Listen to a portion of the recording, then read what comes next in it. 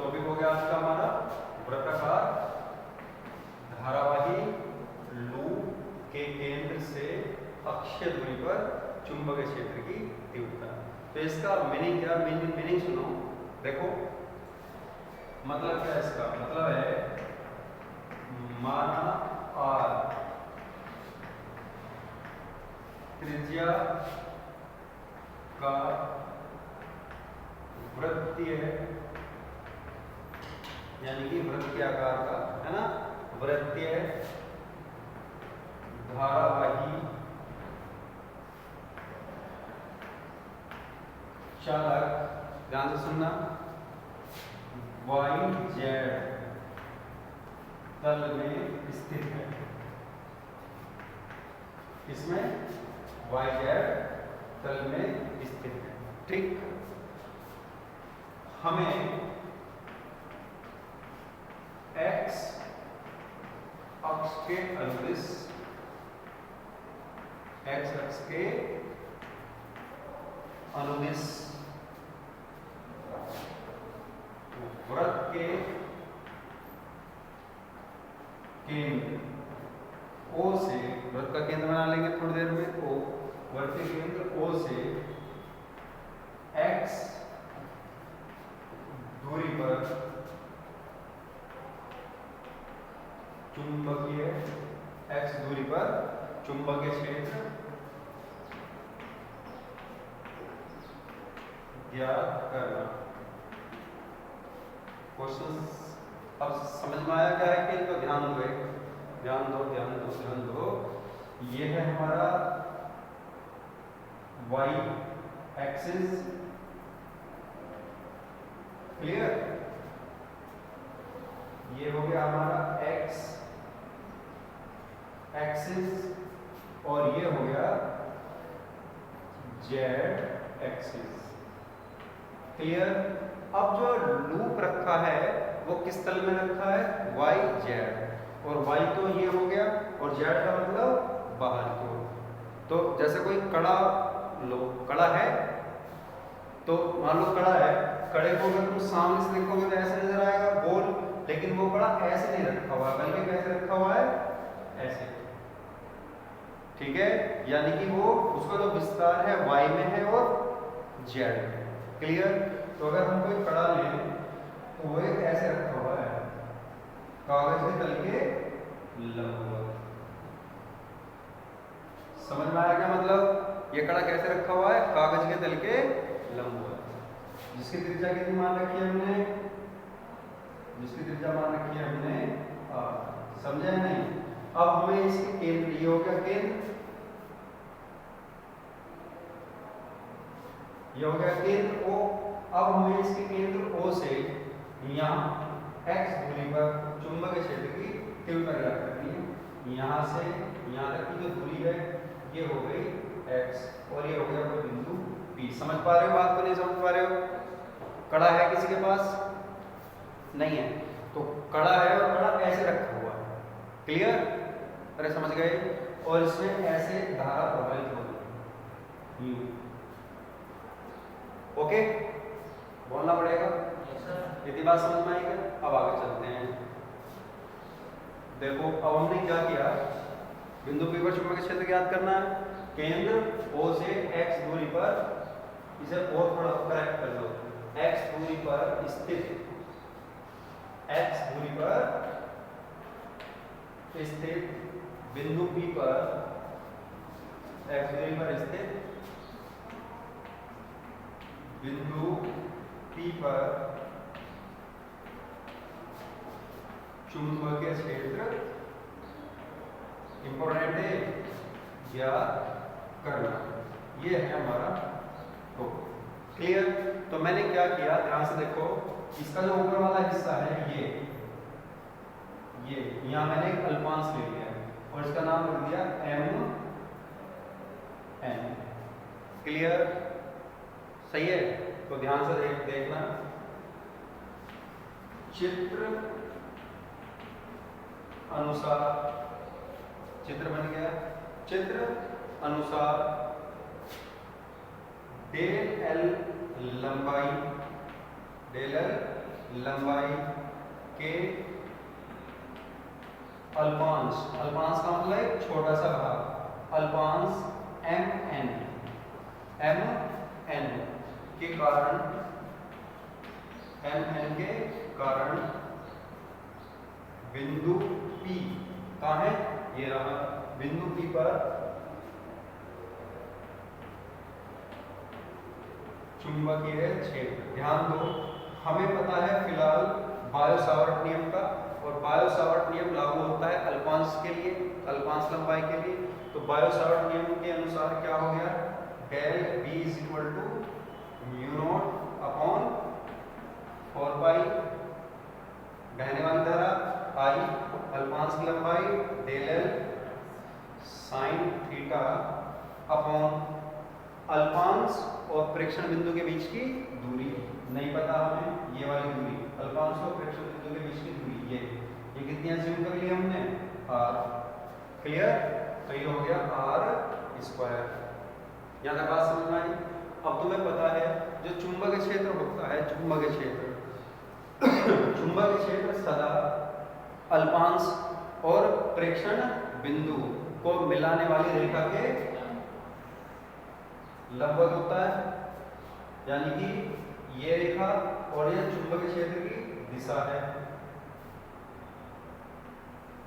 ये इनके बीच कितने डिग्री का कोण होना चाहिए, 90 डिग्री का। सहमत है नहीं, अरे बोलना पड़ेगा। और इसको हम कितना मान रहे हैं, dB। क्लियर, तो इस dB की दिशा तो ये आगे जो तुम्हें नजर आ रही है, dB की दिशा है ना, और दिशा ये हो गई, परिमाण ये हो गया। ज्यादा बात समझ में आई क्या, बोलो। एक केस, परंतु यहां थीटा इक्वल टू 90 डिग्री है। क्या ये बात तुम्हें समझ में आई, थीटा 90 डिग्री क्यों है? देखो मैं तुम्हें समझाने का प्रयास करता हूं, ध्यान दो जरा। जैसे मैंने तुम्हें अभी बताया, ये जो तुम लूप देख रहे हो एक कड़ा टाइप की चीज है, और वो कैसे रखा हुआ है, ऐसे बोर्ड पर ऐसे रखा हुआ है। तो उसके लिए जो डेल एल है ऊपर वाले हिस्से पर, डेल एल इस टाइप में हो गया, समझ रहे हो नहीं भाई? ये जो तुम्हें ऐसे नजर आ रही है ना, वास्तव में ये ऐसे नहीं है, ये कैसे है, ऐसे है, क्योंकि कड़ा ऐसे रखा हुआ है। और ये वाली लाइन क्या है, मान के चलो ये कड़ा है मेरे हाथ में कहीं पर, है ना, और इसके केंद्र से x दूरी पर, यानी कि ऐसे रेखा खींचोगे तो ये कोण कितना नजर आ रहा है तुम्हें? अब भी तो 90 है, तो ये हमेशा कैसा रहेगा, 90 डिग्री। क्लियर, तो थीटा हो गया 90 डिग्री। अतः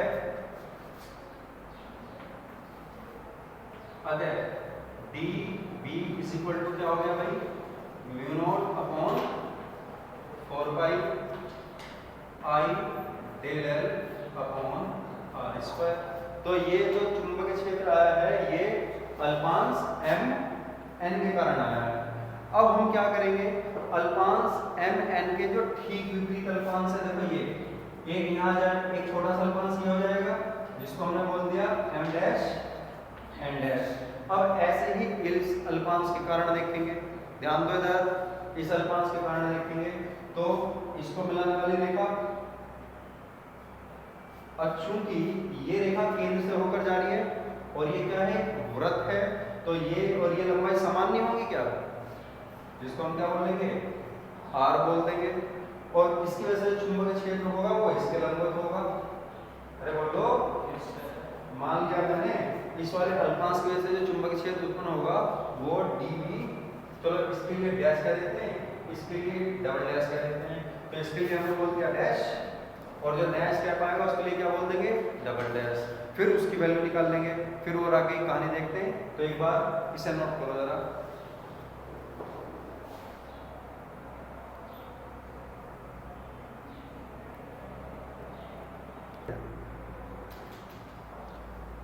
एक केस हुआ। अब हमें क्या करना है, इसके ठीक अपोजिट जो और अल्पांश है m डैश n डैश, इसके कारण चुंबकीय क्षेत्र देखेंगे बिंदु P पर।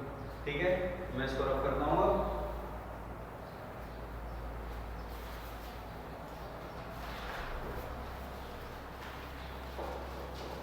देखो एम एन के विपरीत अल्पांश कौन सा दूसरा एम डैश एन डैश के कारण बिंदु P पर चुंबकीय क्षेत्र देखने हैं इसकी वजह से, तो जरा गौर फरमाओ। वही बायो-सावर्ट नियम यूज करो, इसको हमने मान लिया डेल B डबल डैश और फॉर्मूला होता है mu not upon 4 pi I into del L sine theta upon R square. तो दूरी तो ये भी आर ही रहने वाली है ना, परंतु तुम्हें पता है वही थीटा क्या है, फिर 90 डिग्री हो जाएगा। अगर del B double dash is equal to mu not upon 4 pi I del L. अब जरा ध्यान से देखो, ये आ गया। अब ये चुंबकीय क्षेत्र ऊपर वाले अल्पांश की वजह से ये है, नीचे वाले अल्पांश की वजह से ये है। तो क्या ये एक ही दिशा में है? नहीं। क्या ये विपरीत दिशा में है? विपरीत में भी नहीं है। विपरीत में तो कब होते हैं, एक इधर होता है दूसरा इधर होता है ना। तो हम क्या करते हैं, इनका घटक कर लेते हैं। क्या कर लेते हैं? घटक। तो इसको तो मैंने मान लिया है थीटा। इसको मैंने थीटा क्यों मानना है? क्योंकि अब मैं अगर मुझे थीटा की फ्यूचर में वैल्यू निकालनी हो तो मैं निकाल सकता हूँ लाल बटे कक्का से। क्योंकि देखो मुझे आधार पता है, यहाँ से आगे की दूरी कितनी है, x है। मुझे आधार पता है, लंब पता है, कर्ण पता है, तो इस थीटा की वैल्यू निकाली जा सकती है। अब ध्यान से सुनना, मैंने क्या किया, इसके दो घटक किए, एक ये। अब ध्यान से सुनो, ये और ये लंबवत है, ये और ये लंबवत है, यहाँ से आगे थीटा है, तो ये कितना हो गया, ये लंबवत यहाँ से यहाँ तक थीटा, तो यहाँ से यहाँ तक 90 माइनस थीटा। और ये लंबवत है, तुम्हें पता है, क्योंकि चुंबकीय क्षेत्र की दिशा प्रेक्षण बिंदु और अल्पांश को मिलाने वाली रेखा की लंबवत होती है। तो ये लंबवत है, तो जब यहाँ से यहाँ तक 90 माइनस थीटा, तो ये कितना हो गया, थीटा, राइट। और तुम्हें पता है जिधर हमें कोण पता होता है उधर क्षैतिज घटक लेते हैं और ऊर्ध्वाधर उधर क्षैतिज घटक लेते हैं कोस वाला। तो इधर कौन सा घटक आ जाएगा तुम्हारा, dv dash into cos theta, सही। और इसका ऊर्ध्वाधर घटक किधर हो जाएगा, इधर। पर ध्यान दो, एक इधर क्षैतिज और ऊर्ध्वाधर इधर, जिसकी वैल्यू होगी dv dash sin theta. Clear. अब ऐसे ही इसके दो घटक करो, देखो इस वाले के, एक ये भी सेम क्या हो जाएगा, वही फॉर्मूला लगाओ, ये थीटा है तो ये थीटा, सेम चीज। तो ये कितना हो जाएगा तुम्हारा dv double dash cos theta, और इसका दूसरा घटक ठीक डायरेक्शन में हो जाएगा dv double dash sin theta. बात समझ में आई? अब जरा ध्यान से देखो, ये तो मान ली तुमने इक्वेशन फर्स्ट मान ली, और इससे पहले जो आई थी dv डबल डैश वाली, कौन सी थी वो, सॉरी सिंगल डैश वाली। अरे सिंगल डैश वाली की तो ये वैल्यू है, तुम्हें याद हो, इसको 2 मान लो और उसको फर्स्ट मान लो, उसको फर्स्ट और इसको 2 मान लिया। तो तुम क्या देख रहे हो, समीकरण 1 में 2 से, हाँ आज पर आएगा ना, समीकरण 1 और 2 से तुम क्या देख रहे हो बच्चों, समीकरण 1 और 2 से तुम ये देख रहे हो dv डैश का परिमाण बराबर है d डबल डैश के परिमाण से। परिमाण क्यों लिख रहा हूं, क्योंकि दिशा तो अलग अलग है लेकिन परिमाण तो समान है, वैल्यू तो दोनों की सेम है। तो मैं क्या कह सकता हूं, अतः dv डैश और dv डबल डैश के क्षैतिज घटक एक दूसरे को क्या कर देंगे, निरस्त कर देंगे। ये dv डैश cos थीटा ऊपर की ओर है और ये उसके ठीक विपरीत नीचे की ओर है। और तुम्हें पता है ये cos थीटा सेम हो गए और dv dash d double dash की वैल्यू भी सेम है, तो एक दूसरे को निरस्त कर देंगे। ठीक है, तो कुल चुंबकीय क्षेत्र किसकी वजह से रहेगा, बस दोनों के ऊर्ध्वाधर घटक की वजह से। ठीक है, तो हम क्या लिखना चाहिए, हमें लिखना चाहिए स्पष्ट है चित्र से स्पष्ट है। चलो एक काम करो, पहले इसे नोट करो।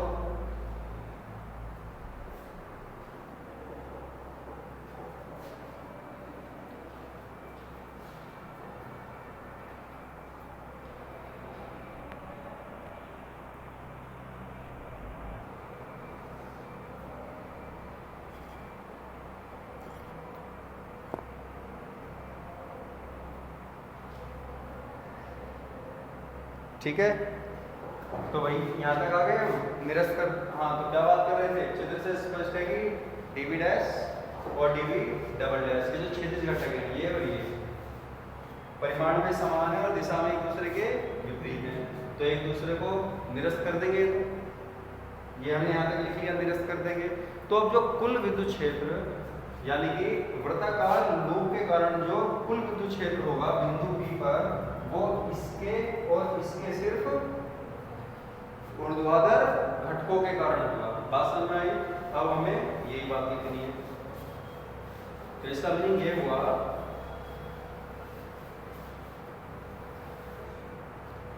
अर्थात बिंदु P पर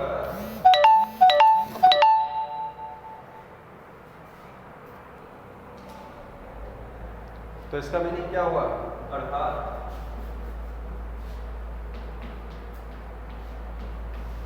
बिंदु P पर कुल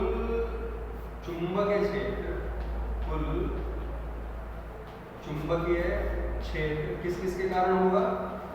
कुल चुंबकीय क्षेत्र dv डैश तथा dv डबल डैश के ऊर्ध्वाधर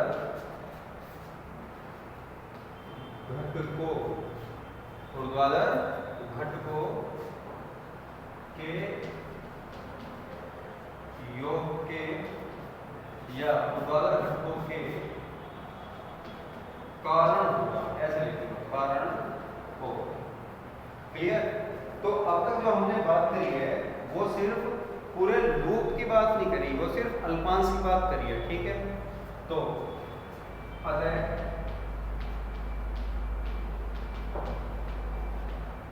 संपूर्ण वृत्ताकार लूप के कारण, संपूर्ण वृत्ताकार लूप के कारण बिंदु P पर चुंबकीय क्षेत्र। बताओ क्या करना चाहिए मुझे? समाकलन कर दो। तो dv इक्वल टू क्या होगा? b इक्वल टू इंटीग्रेशन किसका? dv डैश साइन थीटा का। सहमत है नहीं? भाई कुल चुंबकीय क्षेत्र किसकी वजह से है? इसकी वजह से तो है। तो dv डैश क्या था या dv डबल डैश क्या, तो इसी का तो समाकलन करोगे। अब तुम कह रहे हो इसको और इसको जोड़ो, तो मैं इनको नहीं, मैं तो सबको जोड़ूंगा। मुझे सिर्फ इसकी और इसकी वजह से थोड़ी देखना है, मुझे तो सबकी वजह से देखना है, तभी तो समाकलन करा है। अगर हम बात करते हैं इसके और इसकी वजह से, तो मैं इन दोनों को जोड़ देता, लेकिन तुम्हें क्या इन दोनों को जोड़ना है, सबको जोड़ना है? सबको जोड़ना है, इसलिए तुमने सबको जोड़ा है। समाकलन का मतलब सबको जोड़ना। क्लियर हो गई बात या नहीं क्लियर? अब क्या करें? वैल्यू रखो। लिमिट जब रखेंगे जब यहाँ पर वो पता चल जाए कि इसके सापेक्ष समाकलन कर रहे हैं। तो dv डैश की वैल्यू बता दो क्या है? dv डैश या dv डबल डैश एक मतलब है, क्या वैल्यू है इसकी? Mu not upon 4 pi i dl upon r square into sine theta. अब जरा एक बात और सुनो मेरे ध्यान से। हमने शुरुआत में जब कोण की बात करी थी तो भी थीटा ले लिया था, अरे ध्यान है ना? यहाँ भी थीटा ले लिया तो कंफ्यूजन हो सकता है, इसलिए इसको या तो शुरुआत में अल्फा ले लो, यहाँ ज़्यादा नहीं बदलना पड़ेगा। जो शुरुआत वाला था ना, जो बायो सावर्ट के नियम से आया था, उसमें तुम उसे अल्फा मान लो, नहीं तो थीटा थीटा में कंफ्यूजन हो सकता है। ठीक है, थीटा थीटा में नहीं तो कंफ्यूजन हो जाएगा। अब जरा ध्यान दो, इधर ध्यान दो भैया।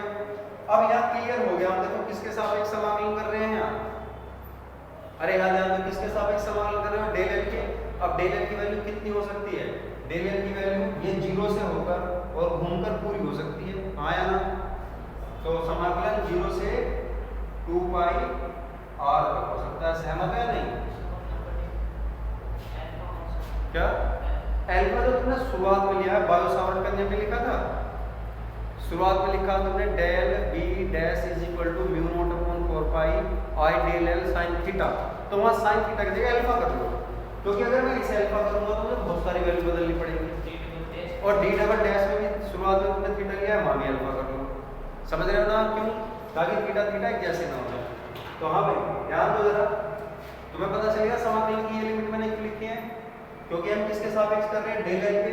और डेल एल की पूरी वैल्यू क्या हो सकती है, लेके 0 से 2 पाई r हो सकती है। तो वही मैंने किया, लेके 0 से 2 पाई r। अरे पिक्चर समझ में आ गई क्या? अब ये हो गया जो कांस्टेंट है उसको अब उन्हें चित्र अनुसार जाते हैं, कुछ वैल्यू है इनको नोट करो। देखो देखो चित्र अनुसार, तुम चित्र अनुसार क्या देखते हो, ध्यान से देखो। r की वैल्यू क्या लिख सकते हो,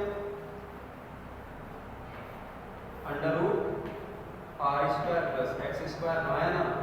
क्योंकि ये जो स्मॉल r है ये है कर्ण, कर्ण का वर्ग बराबर लंब का वर्ग प्लस आधार का वर्ग। तो r की वैल्यू ये आ गई, आया ना। तथा cos थीटा की अगर मैं बात करूं, cos थीटा की वैल्यू क्या हो जाएगी, cos बराबर क्या होता है, आधार बटे कर्ण। तो इस ट्राइंगल में आधार कितना है, आधार कितना है x, समझ रहे हैं नहीं, अपॉन एक मिनट सॉरी हमें तो साइन की चाहिए, तथा साइन थीटा बराबर, क्योंकि साइन की चाहिए ना, साइन बराबर क्या होता है, लंब बटे कर्ण। लंब कितना है r और कर्ण कितना है, under root r square plus X square. अब हमें क्या करना है, r और साइन थीटा की वैल्यू यहाँ रख देंगे। ठीक है, ये क्या है, समीकरण 3 क्या है। तो अब क्या करोगे, समीकरण 3 में r बाय साइन थीटा का मान।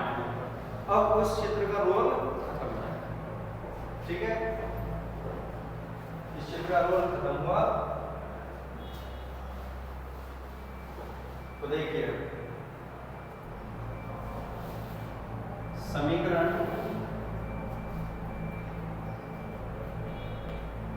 3 में r व साइन थीटा का मान रख दें, रखो। b equal to integration 0 to, पहले तो जो कांस्टेंट नजर आ रहा है तुम्हें बाहर लिख लो, म्यू नॉट अपॉन 4 पाई क्या है, कांस्टेंट, बाहर लिखा, mu not upon 4 pi constant है, बाहर लिख दिया। और क्या बचा है, आई अपॉन आर स्क्वायर, चलो आई को बाहर रखा और 0 से 2 पाई r लिमिट हो गई। साइन थीटा की वैल्यू कितनी है, अरे इधर ध्यान दो, साइन थीटा की value r upon under root r square plus X square. मैंने साइन थीटा की वैल्यू रख दी, और अपॉन में किसकी वैल्यू रखनी है मुझे, r स्क्वायर की। r स्क्वायर की वैल्यू कितनी है बताना जरा, 1 अपॉन r स्क्वायर की वैल्यू रखोगे ना, r स्क्वायर की वैल्यू कितनी हो जाएगी, r square plus X square. क्योंकि जब r की वैल्यू ये है तो स्क्वायर में रूट कैंसिल हो जाएगा और बचा क्या सिर्फ dl। समझ गए, जो कांस्टेंट नजर आ रहा था बाहर रख लिया, बाकी की सबकी वैल्यू रख दी। और देखो mu not I upon 4 pi, r भी कांस्टेंट है, बाहर रखा, upon R square plus X square और इसका रूट, घात कितनी हो गई 3/2 नहीं हो गई क्या, और अंदर क्या होता है 0 to 2 पाई आर इंटू सिर्फ डेल एल। तो जब डेल एल का समाकलन करोगे क्या आ जाएगा एल, और उसकी जगह एक बार ये लिमिट रखोगे एक बार ये रखोगे तो सीधा 2 पाई आर आ जाएगा कि नहीं आ जाएगा, समझ रहे हो बेटा। डेल एल का समाकलन एल हो गया और फिर क्या करते हैं लिमिट रखते हैं, एक बार ऊपर वाली एक बार नीचे वाली, तो इसका समाकलन का एल हो गया और एल की जगह एक बार ये लिखोगे 2 पाई आर फिर माइनस 0, तो 2 पाई आर में से 0 गया 2 पाई आर। तो b is equal to mu not I upon 4 pi R upon R square plus X square की पावर इंटू 2 पाई आर। समझ में आ गया फिर और थोड़ा सा सोल्व कर लेते हैं। तो b is equal to mu not I upon 2 cancel pi cancel, क्या बचा सिर्फ 2 और R square plus X square की पावर 3/2 और ऊपर सिर्फ क्या बचता है आर और आर स्क्वायर। क्लियर, तो भाई ये आ गया हमारा रिजल्ट। तो ये क्या है, ये रिजल्ट क्या बता रहा है हमें, वृत्ताकार कुंडली के केंद्र से x दूरी पर चुंबकीय क्षेत्र की तीव्रता, वृत्ताकार कुंडली के केंद्र से x दूरी पर चुंबकीय क्षेत्र की तीव्रता। अब इसका पोस्टमार्टम भी करना बाकी है, अभी कुछ बातें हैं, एक बार तो इतना ही नोट करना है।